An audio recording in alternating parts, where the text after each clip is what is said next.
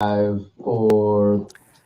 And we are back, folks, here on the Michigan Insider Sports Talk 1050 WTKA online at WTKA.com. Sam Webb, Mr. Ira Weintraub on the other side, and the Monday morning quarterback is in the building, fresh off of what games did you call Saturday, Dad? Baylor, Texas State, and then hopped on a private jet to Maryland, SMU. Hey, man, hey, big time. That's what the big timers do, right? So we'll get a great Maryland look at the end of this session. But Devin, 59-0. And by the way, so you didn't send me what plays you want, but I just said it. Yeah, he wants every throw. He wants every throw. I mean, we're gonna stop that eventually, but you know, we're still in competition and things of that sort. You know. Yeah, I got every throw for you. But hey, let's dive right in, man.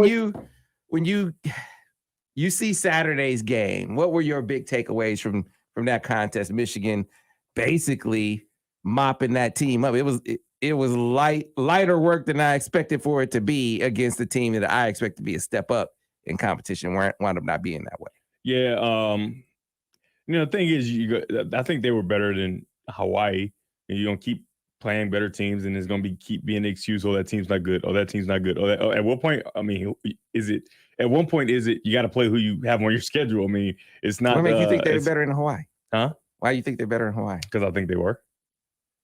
I mean, but I'm asking you to explain why. Because I think they were just better. What's the name was hitting me? Borges and Bedford were hitting me during the game. Man, you told me this was gonna be a better team. This is the worst team. I didn't.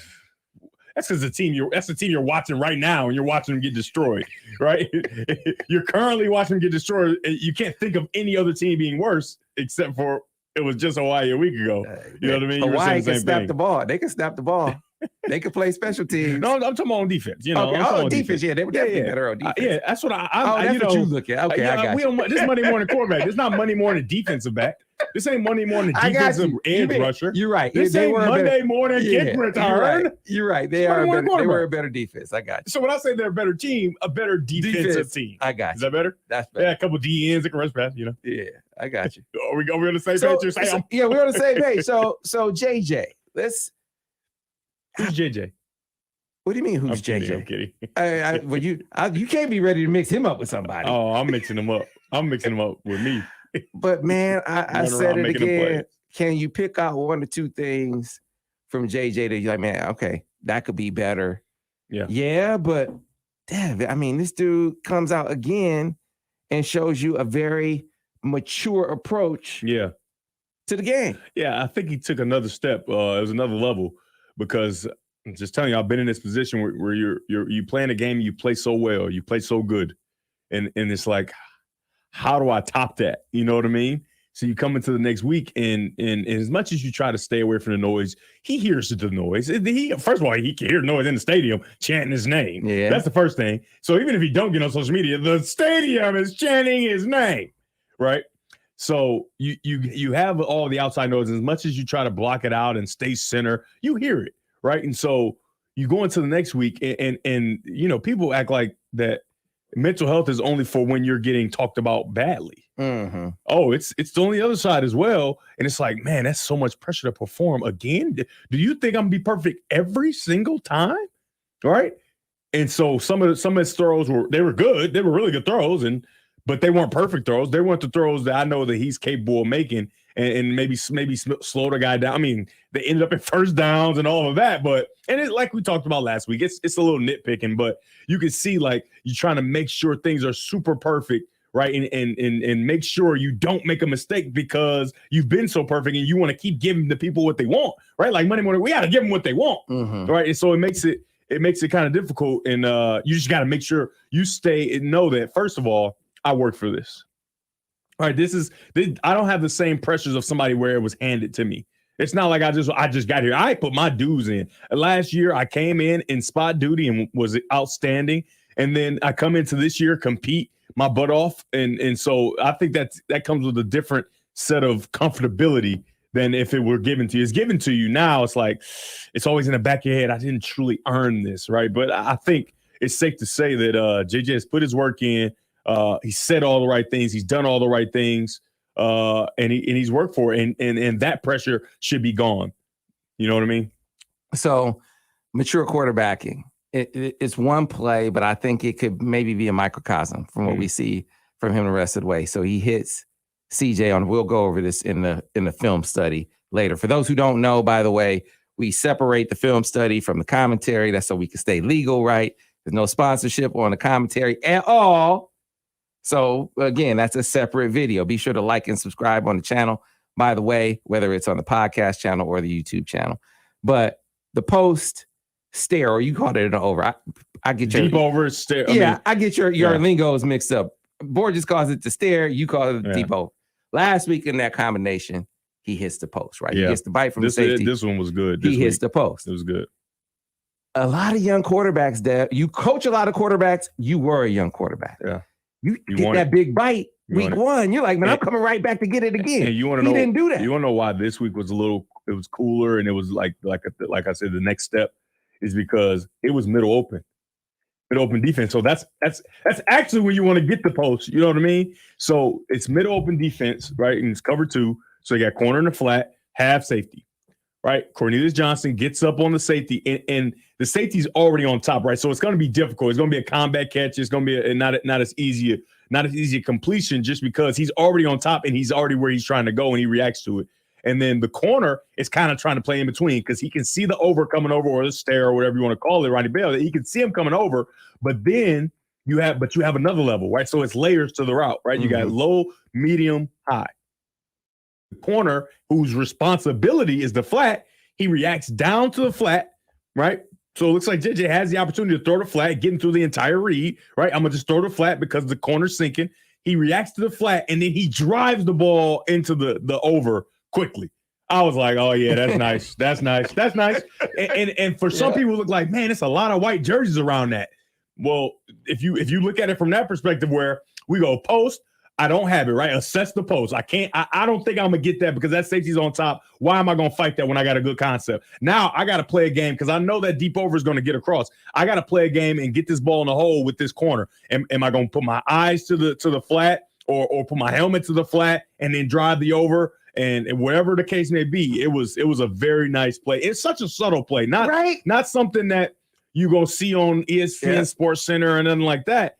But it's high-level quarterbacking. Yes, sir. High-level quarterbacking. And so I think it's not enough tape to figure it out, but I think that he's very comfortable with those layered concepts, right? Top to bottom or bottom to top or however you want to go. I think he's very comfortable with that. Obviously, I know he looked like he's very comfortable with picking a side based off coverage, right?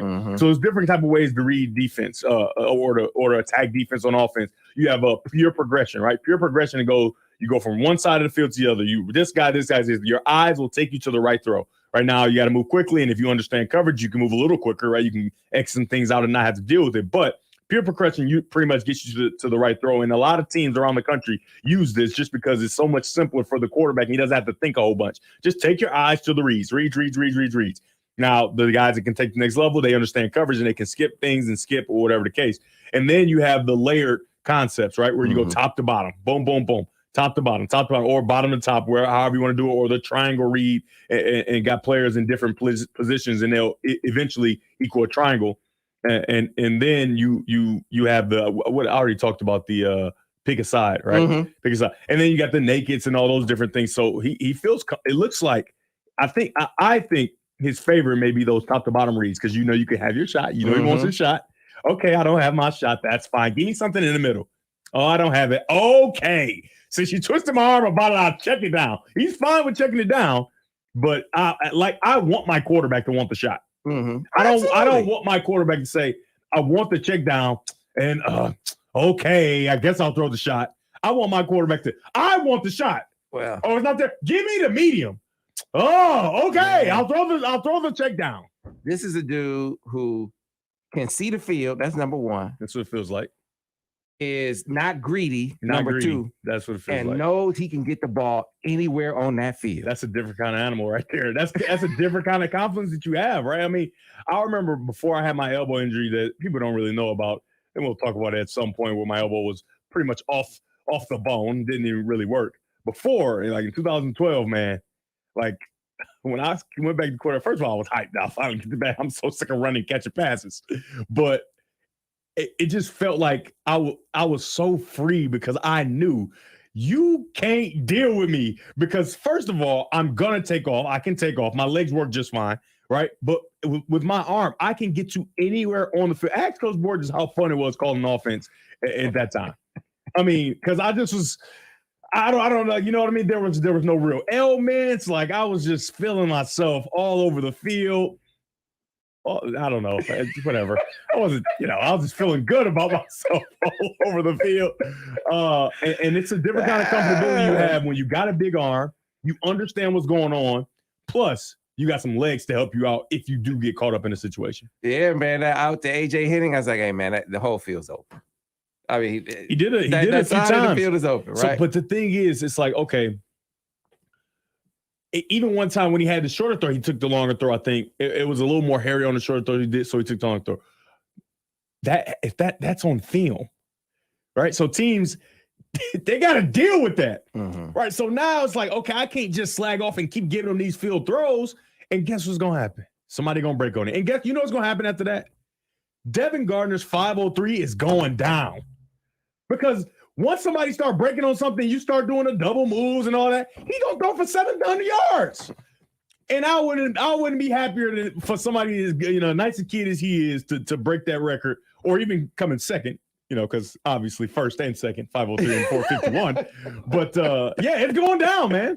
He's gonna get it because the thing is, every throw is there. It's all there. Not to mention, he still gets the luxury of the bubble screens that can go 60.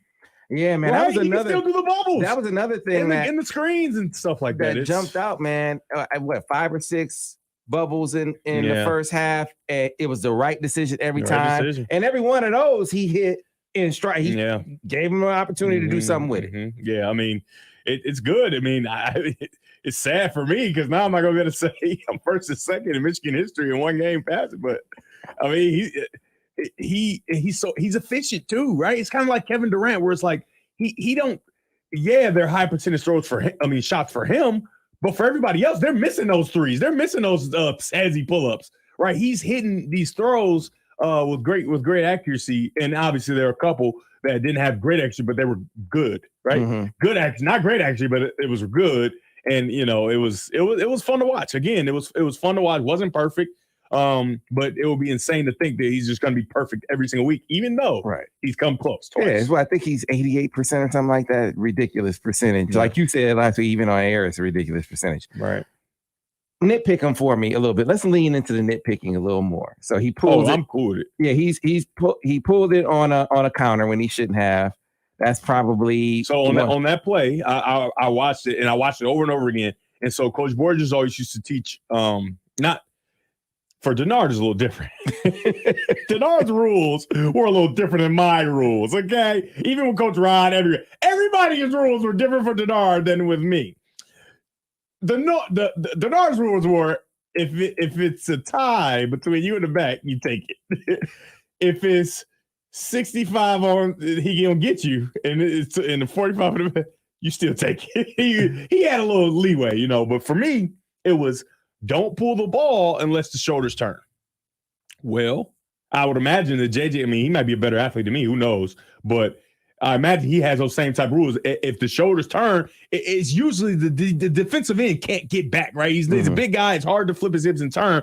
But when you play in UConn, they're a little skinnier, right? They're not as big as the guys that are in the Big Ten. And so the guy does turn the shoulders. So you can say it's a bad read in hindsight, but in the moment with guys running fast, playing Division I football, when that shoulders turn and I got good legs, I'm pulling it too. I would have pulled too. So he pulled it, and then it ended up being a bad decision. So, that's how that works. But, yeah, you can go back and watch the film. The guy turns his shoulders, didn't turn them all the way and run, but he turned his shoulders enough where a good athlete who has confidence in himself is going to pull that rock. So I know what's going to happen in the cross-tuck because as we get done, Borges is coming in. I see another argument about to happen. Borges, first of all, Borges needs to know when he's wrong. That's first thing. He is the guy that wants to be right and not get it right. Let me say that again for the people in the back. Coach Borges, call him GB, Gorgeous Borges. He wants to be right and not get it right. But it's okay. I'm fine with that. We can argue about this one too. So you don't know this part. So we're going over the slat last week, right? On the lookie, man. So first of all, you saw him drawing on the board. Yeah, I didn't watch him. I already know what he was drawing about. Yeah, he was not done because he came back the next morning and he had 20. He had 20 plays. Oh my God. He had 20 plays. Of me? No, not. Well, you were one of them. Oh, okay, yeah. You were one of them. He said, "I can't believe Devin was saying," and I got Devin on tape making the right decision. Listen to me. I never like throwing lookies anyway. I look for an opportunity to not throw the lookie. Like, so, I said it. I said, okay, I can't do that. He can, obviously. He had, and obviously, he had San Jose State. He had, I know, he had Michigan. He had Auburn. I mean, he brought them all in. Well, listen, this is the thing. First of all, some guys have better talent and more skills than other guys. And this is one of those cases. Now, do you want him to get you? The thing is that even for Coach Borges, it was always, if you can tell me why, I understand, right? So I'm sure he knew the coverage and knew he should have probably went to the sit, and we called it Trojan, with the sit, the corner, and the swing. Yeah, he probably should go to the Trojan. But if you know the coverage and you got a little confidence in yourself to make this throw, I will be fine with that. I am fine with that. Now, for a coach, it's like, man, play with me, man. Yeah, so here's the thing, and this was my reply. Because his analogy was, you walk across the street 50 times blindfolded, 49 times you make it. The 50th time you get killed, right? So you get a turnover. I'm like, man, and I hate to use this analogy because the dude is a bit of an ass. Talking about Brett Favre. Brett Favre, he had that arm where he would take that risk. Nah, he would push it in there. He took too many risks. But he won. Hey, but he's a Hall of Famer. He won a Super Bowl. You give me a Super Bowl and a Hall of Famer. I'll off-air give you my thoughts on that. If he wasn't Brett Favre, I don't think he'd be a Hall of Famer. He would have not been able to continue to play if you're going to keep on throwing to the other team. That ain't how football is played. I'm sorry. My point is, but Eli too. Eli got throwing a lot of interceptions. Yeah, and he 2 times without Super Bowl a big arm. But Favre has one of the best arms of all time. I mean, think a better comparison. I think a better, and it's more recent. Josh Allen, because he's not a super. He's a careful risk taker. So he's got the arm of Brett Favre. You mean throwing. Okay. Yeah, he risks a lot when he's running. Man. But as a thrower, he has a lot of that. I'm not going to tell you. I'm not going to sit here and say Brett Favre's arm is way better than his. And John Elway, right? Another big arm that didn't turn over a whole bunch, right? So they're going to try things. And you know, I'm watching when I watched Josh Allen, and I wasn't on the board with Josh Allen. Now that man can throw that rock, man. He can throw that rock. He can throw that rock. I'm talking about the ball looked like it got like a jet stream behind it. Like you got to speeding up. You got to stay healthy to throw that rock. That's what I'm saying. Throwing his body in there like a linebacker. But him, Patrick Mahomes, when that ball come out, it's like it got an extra engine on it, and it starts speeding up as it's going through the air. You know, so and that's that Brett Favre thing. But you know, I see JJ as more of a careful risk taker. And in my opinion, that was a careful risk. You know what I mean? Because he knows exactly what's going on. I believe I can do that. And sometimes you're going to get burned. You're going to throw interceptions because you got a certain amount of confidence about yourself. But guess what? You're going to get in that natty too. Yeah. And, you know, Jim, last year, when he doesn't have much on tape, was saying, hey, man, when you got a dude who has different ability. Like the one play against, was it Western, I think? Yeah, that's the one he was talking about. When you got a dude who has different ability, you got different rules. You got different rules. Right? So, because and every day of the week, even you know me, I'm a coach young quarterback. No. But I also coach some of them, like Andrew Knight. Yeah, go ahead, because you can do it. Don't you turn that ball over, though. If you do something like that, it better work, right? And if it doesn't work, I'm gonna be mad at you, but I'm not gonna take that. And I was talking on a call with I forgot what coach. It was actually Maryland, because we were talking about Talia Tagovailoa, who last year turned over a little bit. But watching him play, he's got some skills, right? And he has some arm talent and some confidence.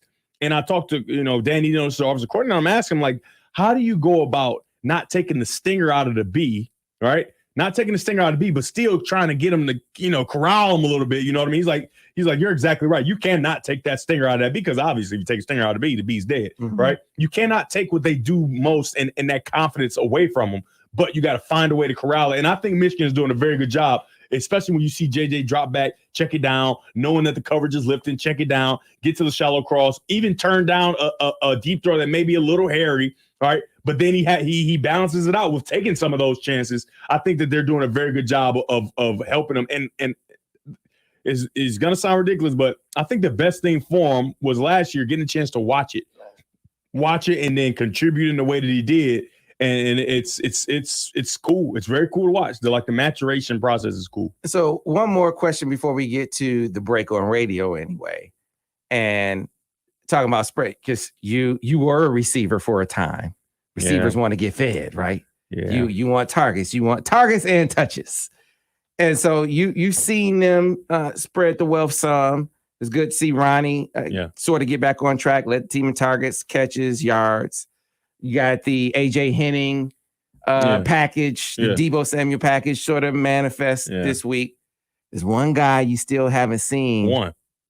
That's right. Yeah. So how as the quarterback do you manage that? Because everybody, all these guys who have this next level talent want the opportunity to show it.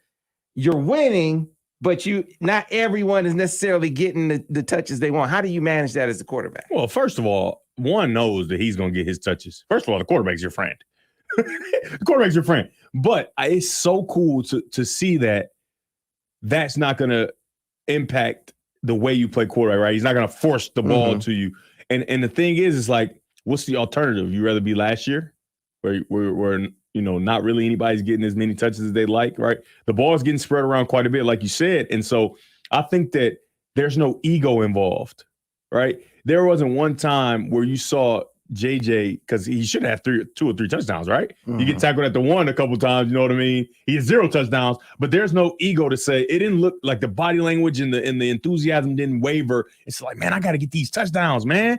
Y'all are taking away my Heisman opportunities. You know what I mean? Because that's a real thing. You know what I mean? And so when you got your quarterback who's the leader, who's not upset and not trying to pull the ball on the goal line and try to get himself in the end zone, because we see that. I remember, I'm not going to say who it was, but I was watching a guy who's played here. He's at another school. He's playing terrible in the game, right? But they get down in the red zone and inside the 5, and he pulls the ball on a clear give read because he knows he'll be able to get in the end zone. And so now my stats look better. It looks like I'll contribute a little more. It looks like I played a lot better than I actually did.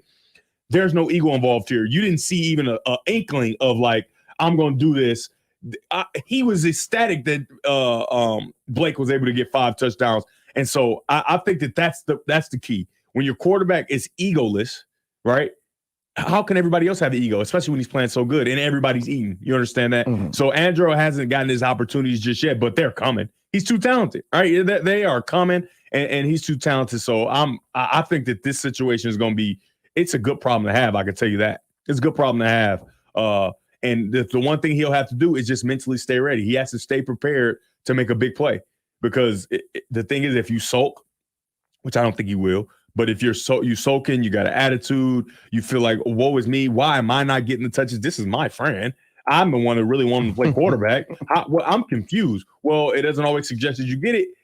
If you're feeling like that, when the time comes, it's going to be an opportunity for you to make a huge play, and you're not going to be in the right mind space to make it. And so that's what you want to fight and not want to have. And I don't think he is doing those things, but that's something that, young kids with the social media and coming into this year, it was so much promise. Like, oh my goodness, man, he was so good last year. But Ronnie Bell comes back and other guys get a little better.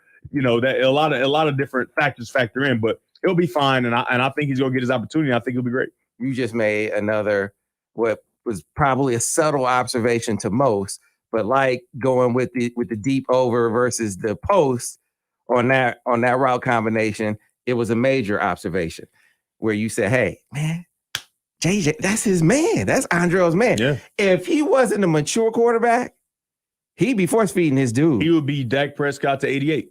No question. That's what he'd be. He'd be, hey, man, number one, I got you on this one. I'm going to get you. He ain't right, for like run plays where they got a key pass to it, but it don't suggest you should throw the key pass. You still throwing it out there just so you can get a touch. That ain't how you want to play football. Now, there are going to be times when you get as he gets older and Michigan's a little more dominant, where it's like, okay, the run could be good, but I'm going to get him going. right? Then it's like, okay, but not it's too early for that type of thing. You know what I mean? Especially with everybody else eating. Like, that's when you got, I remember Jeremy Gallagher, he's like my one. He's like, I like clear one. I don't have nothing else. I mean, almost, you know what I mean? We run the ball good anyway. The defense suggests we run it. I think I'll throw it out here to Gallagher. You know what I mean? Yeah, give him a touch. I don't see why not. Give him a touch. We probably gonna get 1 yard in a cloud of dust anyway. Give him a touch out there. He go get 4. Go get 3. You know what I mean? But it doesn't call for that right now. First of all, because the running game is doing very well and it's going to do well. Obviously, such a talented offensive line that we think is kind of upgraded with the center position, you know, and that's no slight, right? He's just a guy that I think, you know, is really, really good and knocking people back. But that's one. And then 2, it's so young in the process, and you don't have a true number 1 just yet, right? You got a lot of 1A, 1B, 1C, 1, you know what I mean? And so, like, I think the one thing that I think is going to help it is the ego. There is no ego. Now, obviously, receivers, yeah, they got some ego, but the quarterback can't have one, and I think JJ doesn't have an ego. All right, so we'll pause here on radio. When we come back, we'll get to the other side, or on the other side, we'll get to the offensive line, which, like you said, we anticipate being a step above last year, but they have yet to play with all 5 of their guys. It had some health issues, so it's been some different guys rotating in different spots. You've seen them give up pressure at times. There have been some at times some leaks in the run game. Not all the time, but you know, if we're nitpicking here, let's talk about the offensive line when we come back on the other side here on the Michigan Insider Monday Morning Quarterback with Devin Gardner on Sports Talk 1050 WTKA, The Ticket. All right, let me see if I can go back through all of these comments, see if I can find some questions. Mostly comments when you come on there. Like, is it like a Ohio State guy in here or something? So I didn't get this. Did either of you notice how Cade ignored Jim's attempt to acknowledge him as he came off the field after the 2 stack? Did you see that? I couldn't watch the game. I was busy. Okay. All right. I only watched the coach copy. Okay. So I guess I could see him doing that. That ain't no surprise if he did that. But are we talking about when he came? Saw a guy hobbling off the field. Yeah, that's what I saw too. I thought I saw a guy hurt coming off the field. I didn't see it or anything, but because of, you know, prior like how Cade has kind of behaved himself, I could see him doing a whole, man, I'm hurt because of you. I shouldn't even be in this position. Here type it of thing. is. So Nate Schrader saw the same thing. I think Cade was in pain and wanted to get a look at. That's what I saw. I saw a dude that knew he was hurt, and it wasn't something that was minor. You know, also, usually your head coach, when he's trying to talk to you, either you hurt or whatever, you know, you usually talk to your head coach. Hey, man. And, you know, I'm just saying, you know, you do, but you like this, it's a lot goes into it, right? You know, first of all, you're being replaced. He don't like that, right? When he found out that he was gonna have to even give JJ an opportunity in the game, he went right to coach's office. You know, like those things aren't like it's not everything, but it's something, right? The fact that you didn't acknowledge him, it's not everything. I like because he was hurt and all those different things, but it's something. Hey, maybe not something huge, but it's something for sure. So which brings about another question that we'll get into coming back on the other side. I love you too, Adrian Robertson. I'm trying to be halfway decent in that booth. I got into a fight with the air this week. You got into a fight with who? The air. Why? It just came over me. I don't know. So SMU and Maryland were playing, and you know, I was expecting Maryland to, you know, play well. I mean, they did play pretty good, but we were in the halftime, and I don't know. I didn't pre-plan it or nothing. It was like, what can you say about SMU? Whatever, they come in, they're up 20-17, and I'm just like, they come in here throwing punches, and I gave a 3-piece with a biscuit. I gave a 3-piece with a biscuit to the air, and then I came right back to center. And if you know what it felt like, you know, you watch Martin, of course. Yeah. You know, like when something too funny, they try to stay in character. Yeah, they can't. I was struggling. I was fighting, man. That's right, Inkster High. We don't say much older. You don't got to tell everybody that. We probably on the same team. Lynn Dixon. All right. Let me see.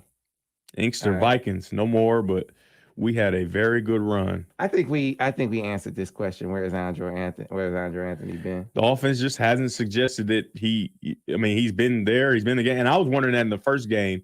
And then the second, I'm like, man, he hasn't really gotten much love, hasn't got the ball much, but it just happens that way sometimes.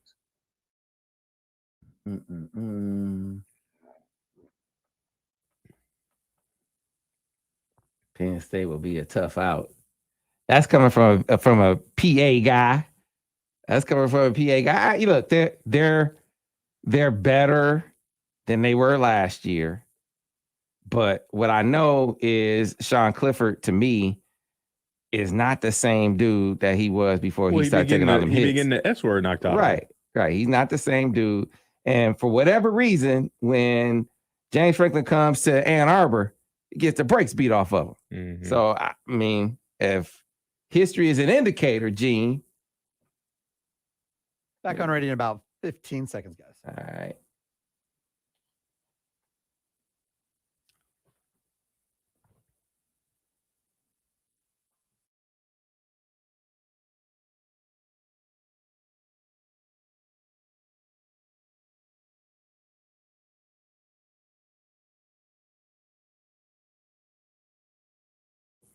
And we are back, folks, here on the Michigan Insider. Monday morning quarterback Devin Gardner is back with us.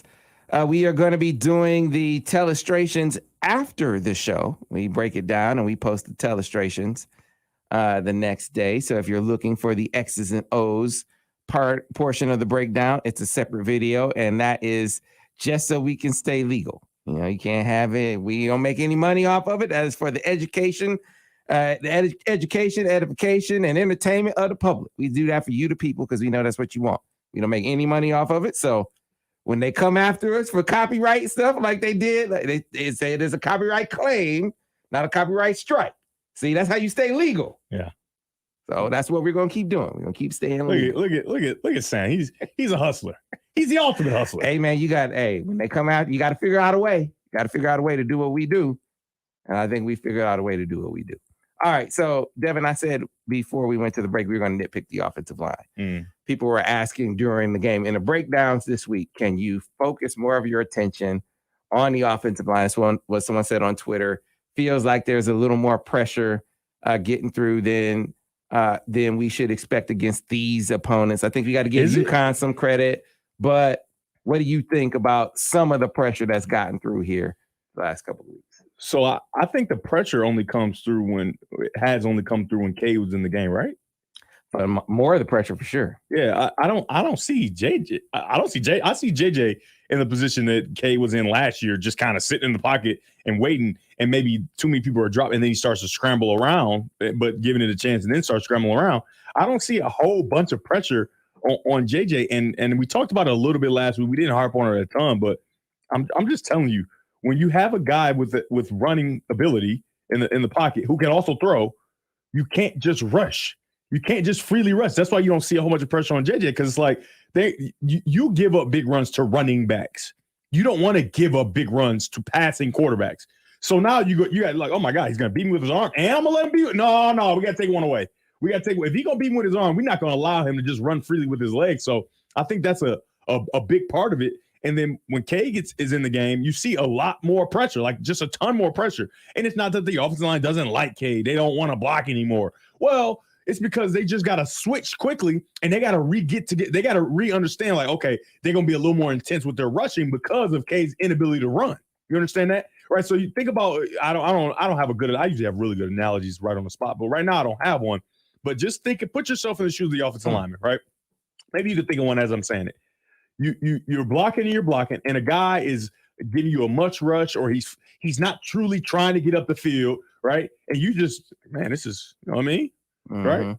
And then in one play, right, you've been blocking all game, and he been chilling, and then in one play, that came the game, and now he like, and you can't see me on only see me on the stream, but his mouth, he's salivating.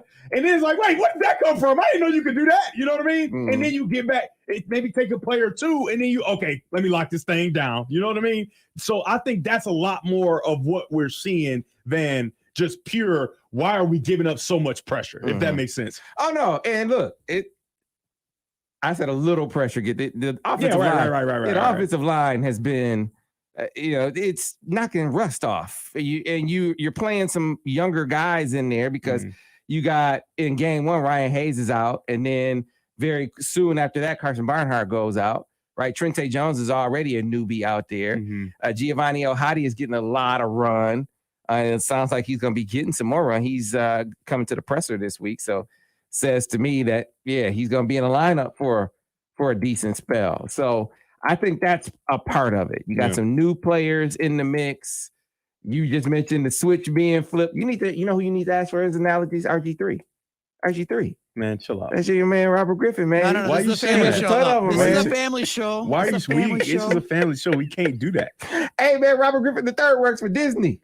He works for Disney. He's on TV talking about premature speculation. I mean, it must be okay because he keeps coming back with it. No, I'm good. I'm not going to do that. Coming back with it, man. I'm not going to do that. No, thank you. I'll just take this. I'll keep. No, thanks. No. What kind of training must he have had for his job? Well, remember, he was playing football last year. I'm sure he didn't have a whole bunch of training. They was bringing him in on Sports Center hits and College Game Day hits. I mean, where else did you go? College Game Day hits and stuff and doing a whole game is totally different. Those hey, just chilling on the studio. Hey, what do you think about this? And actually have to know what the team is going to do. Call out what they're doing fast. You got to do it real quick because the next play is about to start. And, don't get into a Maryland SMU game where they snapping a ball and you just finished watching another play. Like, why y'all going so fast? But obviously, I did my. I mean, I don't know. Yeah. I try. Ira texted me, so I was like, okay. I was like, all right, cool, because I was really worried about it, just because I'm a teacher. I want to teach and show the viewer like what's going on and kind of give them the hows and whys of what's happening.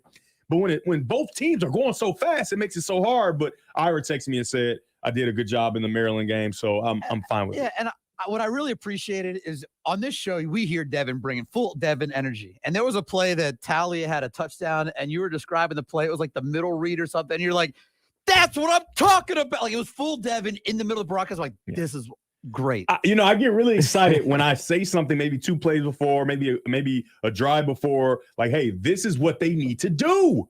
This is what they need to do. Your Tony Romo moment. Oh, they happen quite frequently. I'm just telling you. This is in the Baylor Texas State game. I said, I saw it was two times. It was two times I vividly remember. One was I said, this defensive end on first down is being way too aggressive to the run. So I'm just telling you, the very next first down they have, they're going to go naked. It was like a next drive, first down, naked bootleg, boom, got him again. And then another one was it was in the same drive. I said, listen, what they're doing is they're lining up in too high, and then they're kicking to the middle right away. If they can get this slot receiver into the seam, this will be a very good play. I think it's like one or two plays later. Slot in the seam. No, it was the next play. Slot in the seam, touchdown on third down. Amazing. And so, it feels so. I go crazy, but and y'all don't even get the full how I'm acting on radio on the in the studio. Whatever. Can Reggie Bush do that? Can Reggie Bush do that? What is wrong with you? I ask you a question. What is your problem? I just wonder. See, it's different with RG3. He's in a different network. I mean, I'm just trying to get you promoted, man. Hey, so you hold on. You see what you do? You just say that, and you don't let me have my rebuttal. Stop doing that. What is wrong with you? He's gonna be all right. He got the Wendy's commercials. He good. Those Wendy's commercials. I want a Wendy's commercial. That's what I'm saying. Maybe they should give you some Wendy's commercials.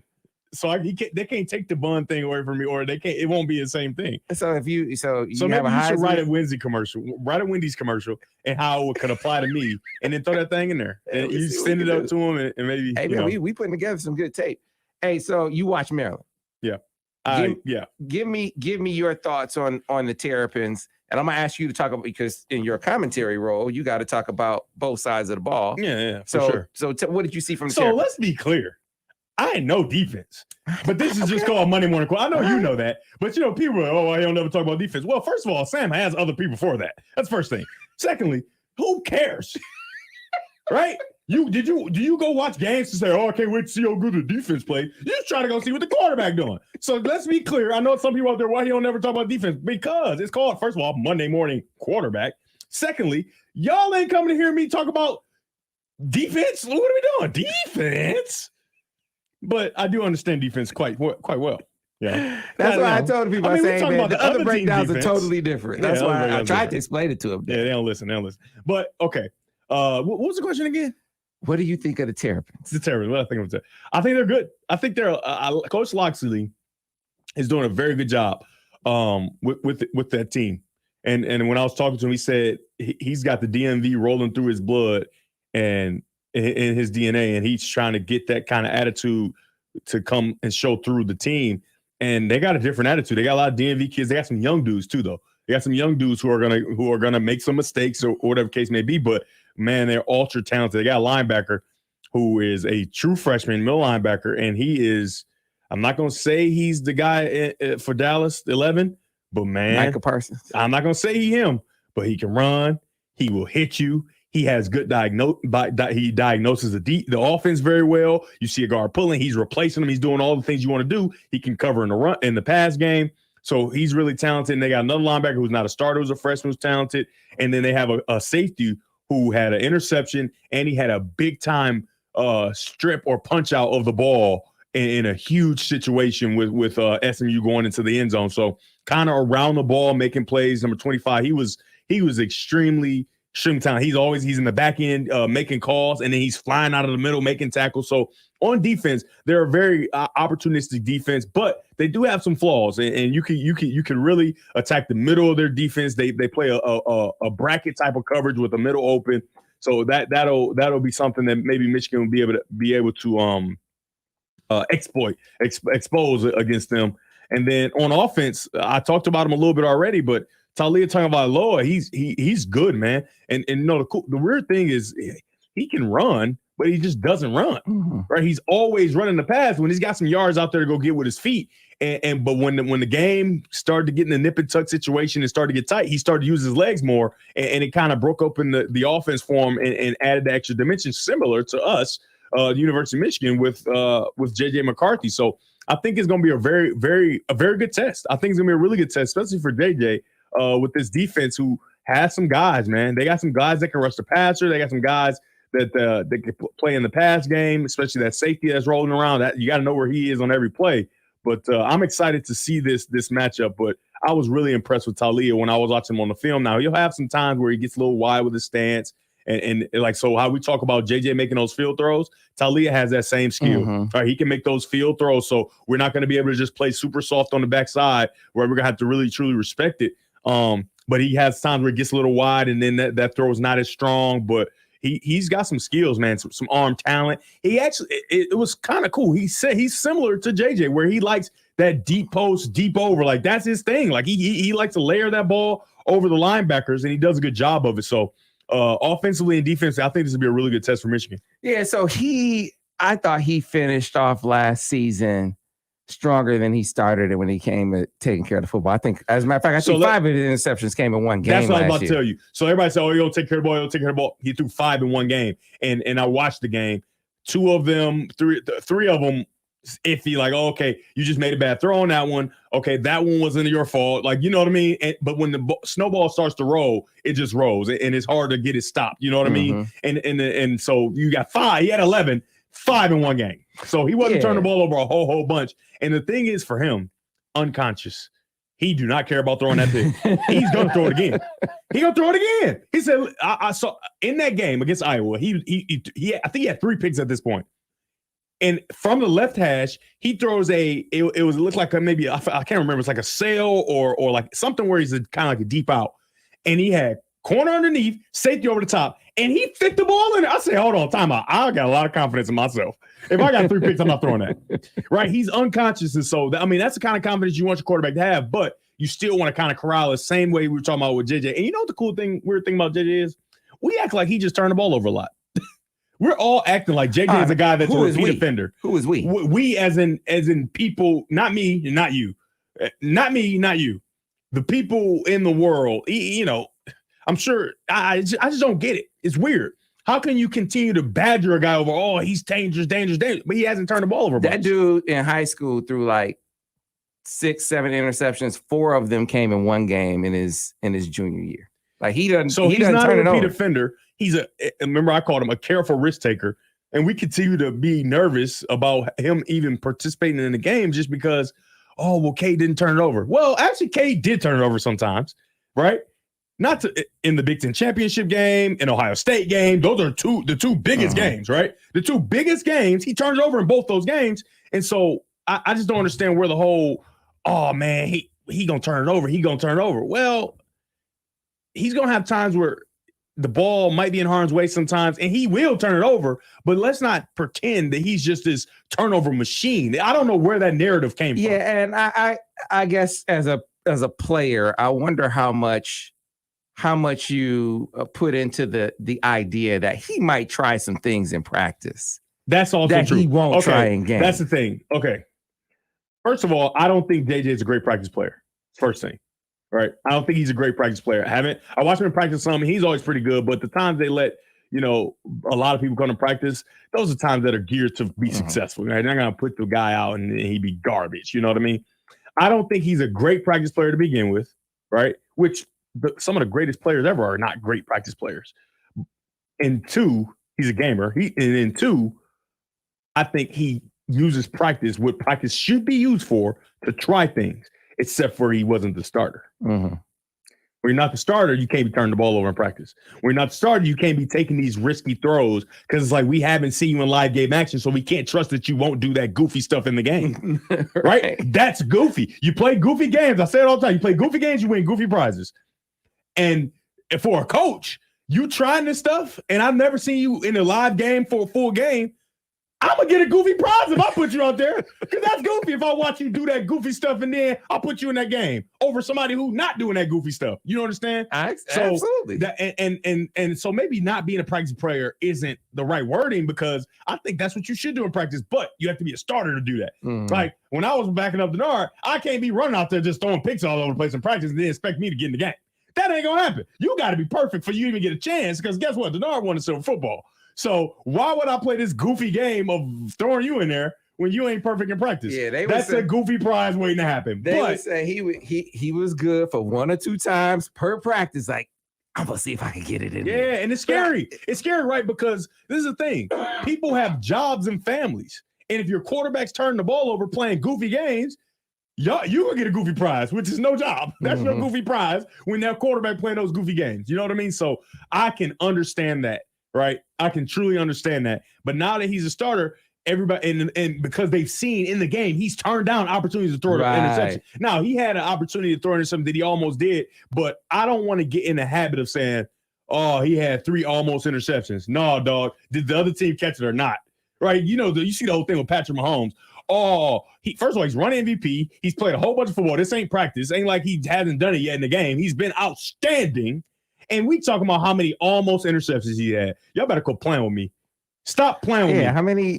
He's only been in the league, 5 years? I'm and sorry. He ain't throwing a bunch of interceptions. But he got some almostes. He got some almostes. I know that's not a word. He got some almostes interceptions. Man. Like, what are you talking about, guys? So that's the whole thing. That's the thing with JJ. And I completely understand. If I'm a coach and I need to feed my family and it hinges on the performance of this quarterback, I cannot put him in the game because, as I said before, that is a goofy prize waiting to happen because he turns the ball over in practice trying things. But when you're the starter and you've seen him in game, you know he's not going to do that. And you can just come to him and say, hey, maybe not. Maybe don't do that. Oh, but it's so good now because he's the starter for at least for now. And you can try those things. And in the game, we've seen he's not going to try as many dangerous throws. Now, it was in the red zone. It was on 3rd down. They dropped everybody pretty much. They dropped 7. Didn't drop 8, but they dropped 7, and they had everything covered. Everything was covered. He tried to go on time, couldn't do it. Boom, boom, boom. So he starts to move around, and he starts to roll right, and he sees, I think it was Roman Wilson in the back of the end zone. He tries to navigate the throw and get it to him, and the linebacker jumps out, reaches his arm out, and he bats it down, right? And so that's going to be the oh, look at that. Red zone going to be a turnover, blah, blah, blah. Did he catch it? No. Secondly, it's perfect because he didn't catch it, and now it can be a learning experience. Like, I tried to get that thing in there, but I couldn't, and I didn't have to pay for it. Perfect. That's exactly what you want. You know what I mean? Yeah. So let me get this Maryland question in before we get out of here, because we talked about Tagovailoa. He finished the season off, relatively speaking, strong.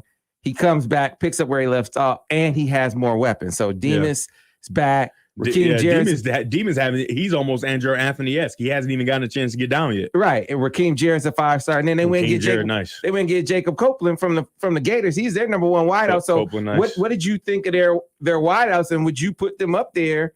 I mean, I got Ohio State and Michigan up at the top, but it feels like Maryland is right there. The next Coach Clint gonna have a long day on Saturday. He gonna have to get them boys ready because Rakeem Jarrett, Rakim, his name Rakim Jarrett.